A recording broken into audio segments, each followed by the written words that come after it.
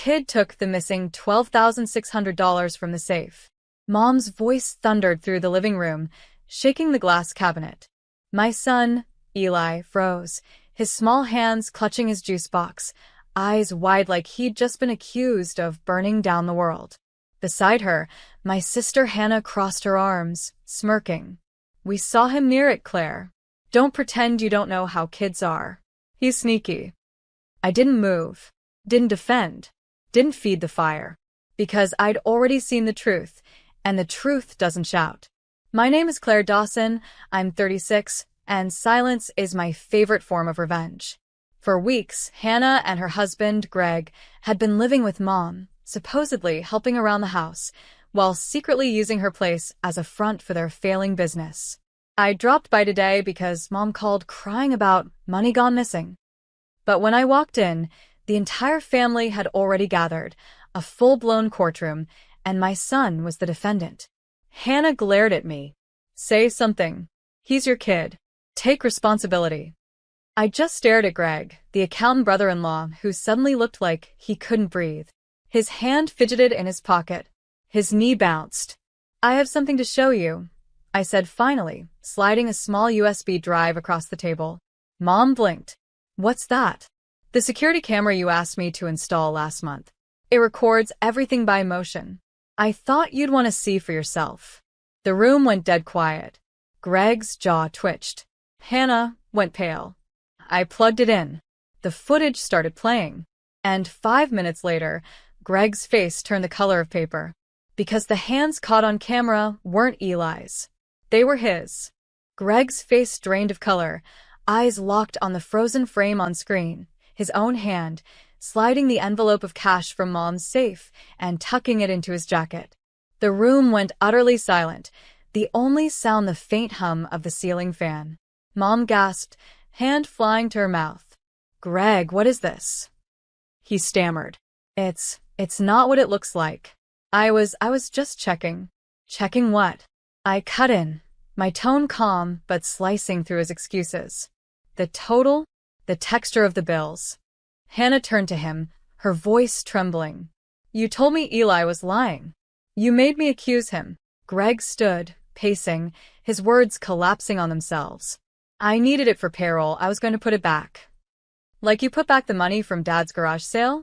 Or the church fundraiser? I asked, crossing my arms. He froze.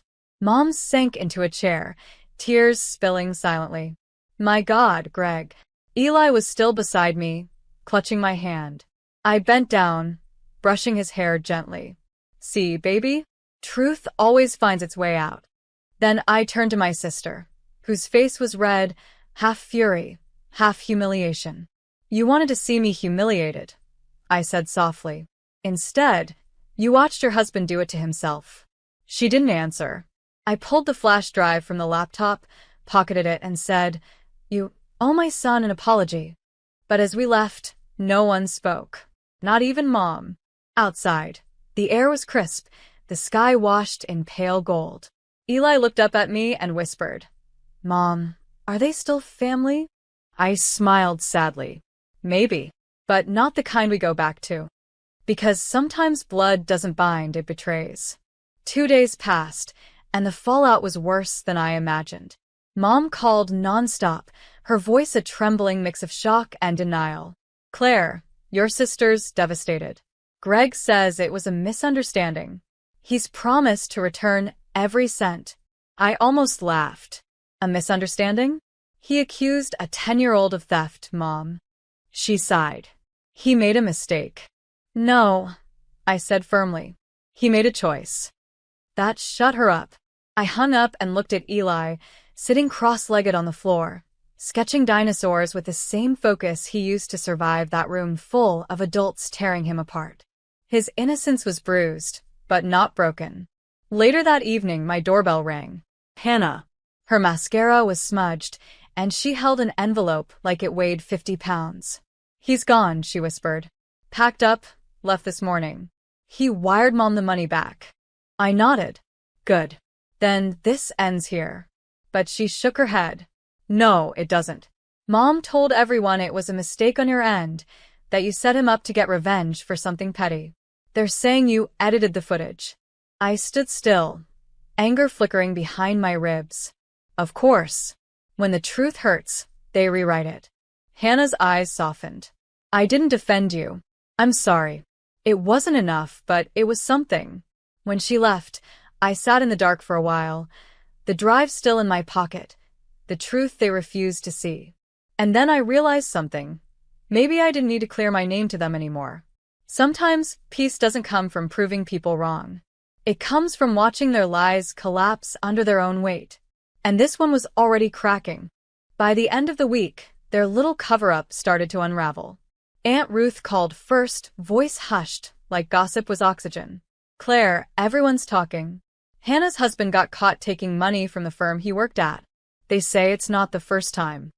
I closed my eyes, exhaling slowly. So the truth finally walked through the front door, I said quietly. Ruth hesitated. Your mom's furious. She's blaming Hannah now. Says Greg embarrassed the whole family. Typical. The Dawsons never own mistakes. They just reassign them. That night, I sat with Eli on the couch, watching cartoons. He laughed again for the first time in days, the sound light and honest. I realized how much noise guilt had added to my life, how freeing it felt to let it go. Then came the knock.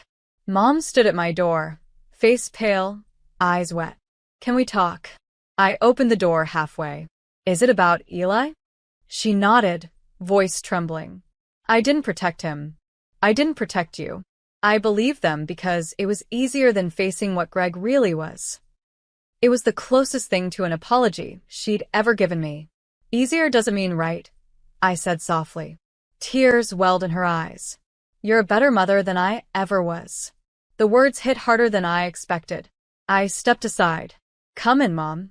Inside, she knelt in front of Eli, whispering, I'm sorry, sweetheart. He looked at me, unsure. I nodded, and he hugged her, small arms forgiving faster than grown hearts ever could. As I watched them, I realized something quietly powerful. Forgiveness doesn't erase betrayal. It just means you've stopped letting it live rent-free inside you. And tonight, peace finally had a home again. The next morning, sunlight poured into the kitchen like a reset button. Mom was sitting at the table, sipping coffee, her hands trembling slightly. For years, that same kitchen had been a courtroom. Her, the judge, me, the defendant. But today, she looked smaller. Human. I told Hannah everything, she said quietly. About the cameras. About Greg's history with money. She didn't take it well. I sighed. She won't, not yet. Mom nodded. She said you humiliated her. I didn't, I said, setting down Eli's breakfast plate. Greg did. The truth just had better lighting. For a while, we sat in silence. Eli hummed while stacking his pancakes, a little fortress of blueberries and syrup. His laughter cut through the heaviness like sunlight through fog.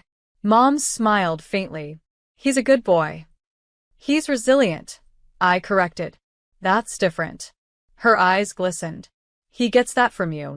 It wasn't a full redemption, but it was enough to loosen something in my chest. By noon, Hannah called.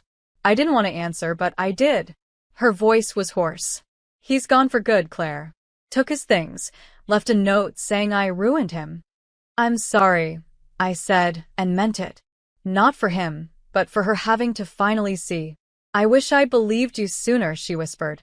You saw what you were ready to see, I replied. Now you can start over. Without him. Without lies.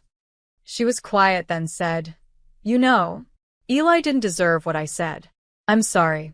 After we hung up, I sat for a long time, tracing the rim of my coffee mug. The circle felt symbolic. Pain, truth, healing, each looping back to the start until it became something new. Not revenge. Not pity. Just closure. And closure, I realized, is the quietest kind of justice. A few weeks later, life began to feel normal again. Or maybe something better than normal. Peaceful. Eli was back to drawing superheroes on every surface he could find. Mom stopped calling every hour out of guilt, and Hannah moved into a small apartment near the lake. One afternoon, While Eli was at school, I dropped by Mom's house. The old tension still lived in the walls, but the energy felt different, lighter somehow.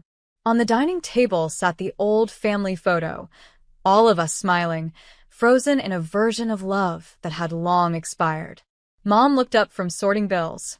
"I've decided to sell the house," she said. "Too many ghosts." I nodded. "You'll be happier once you let it go." She smiled faintly. "That's something you've always been better at than me, letting go." As I helped her box up dishes, she paused. "Do you ever think forgiveness makes us weak?" I shook my head. "No. I think pretending doesn't hurt makes us weak. Forgiveness just means you've stopped auditioning for someone else's love." That hit her. She didn't respond, but I saw the truth land in her eyes. Before leaving, she handed me a small velvet pouch. "I found this in the drawer," she said. "Dad's old watch. He wanted Eli to have it one day." I held it for a long time, feeling the weight, not just of time, but of everything we'd survived.